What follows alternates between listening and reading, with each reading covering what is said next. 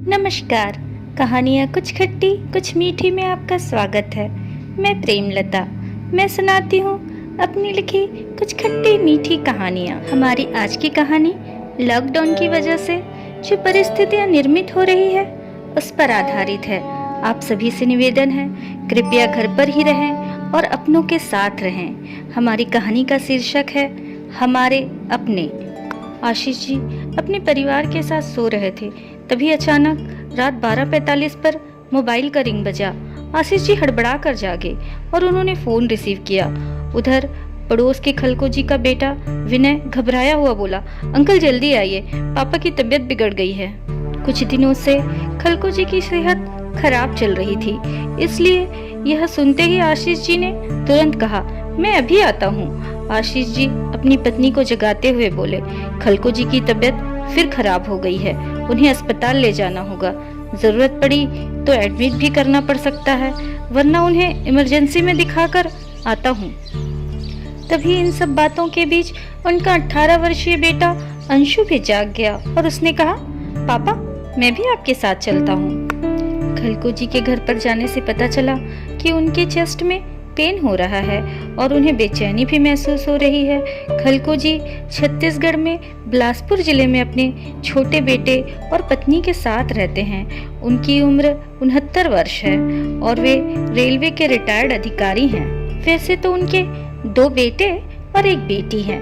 बड़ा बेटा और बहू पश्चिम बंगाल में रहते हैं। बेटी डॉक्टर है जो रहती तो छत्तीसगढ़ में है लेकिन दूसरे शहर में, और इन दिनों उसकी ड्यूटी कोरोना पॉजिटिव मरीजों के वार्ड में लगी हुई है, जहां वो कोरोना वायरस से संक्रमित लोगों को बचाने के लिए दिन रात जुटी हुई है।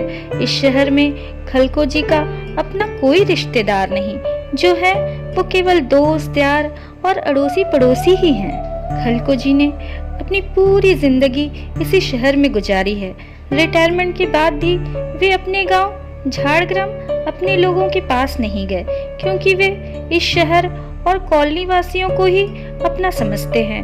केवल कॉलोनी के लोग ही नहीं, आसपास और दूसरी सोसाइटी के लोग भी उन्हें उतना ही स्नेह व सम्मान देते हैं। खलको जी भी हर वक्त दूसरों की मदद के लिए तत्पर रहते हैं। खलको जी को रेलवे अस्पताल लेकर पहुंचने पर पता चला कि उन्हें हार्ट अटैक आया है। उन्हें फौरन शहर के अपोलो अस्पताल रेफर कर दिया गया। अपोलो पहुंचने के थोड़ी देर बाद खलको जी ने आशीष जी की बाहों में अपना दम तोड़ दिया। देश भर में लॉकडाउन की स्थिति, पूरा देश बंद। अब सवाल यह है, अंतिम संस्कार कैसे किया जाए। खलको जी का पैतृक गांव झाड़ग्राम पश्चिम बंगाल में है। सभी ट्रेनें बंद, आवाजाही बंद। नाते रिश्तेदार कैसे आ पाएंगे, बेटा बहू कैसे आ पाएंगे, बेटी कैसे आएगी। शव को इतने दूर गांव भी नहीं ले जाया जा सकता। आसपास के लोग भी क्या करें। सोशल डिस्टेंसिंग का फरमान जारी है। कोविड-19 का डर, लोग अपने अपने घरों में कैद होने पर मजबूर। कैसे होगा अंतिम संस्कार।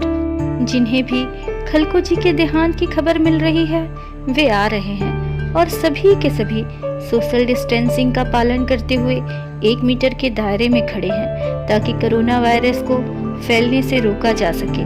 पूरे शहर में धारा 144 लागू है, लेकिन अंतिम संस्कार तो करना ही है और इसके लिए पुलिस स्टेशन से अनुमति भी चाहिए। इसलिए सोसाइटी के 2 लोग पुलिस स्टेशन पहुंचे, जहां से उन्हें अंतिम यात्रा निकालने की अनुमति प्रदान कर दी गई और 2 लोग आशीष जी के संग अंतिम संस्कार की सामग्री लेने बाजार पहुंचे।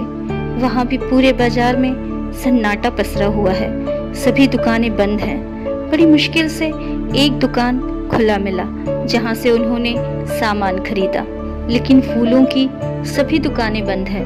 बहुत तलाश करने के बावजूद फूलों की एक भी दुकान खुली नहीं मिली। आशीष जी मन ही मन सोचने लगे, यह कैसी परिस्थिति आन पड़ी है। एक व्यक्ति अपने जीवन की अंतिम यात्रा में जा रहा है और उसकी विदाई के लिए एक फूल भी नहीं।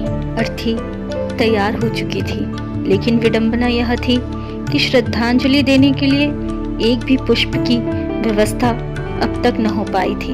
आशीष जी का हृदय द्रवित हो उठा।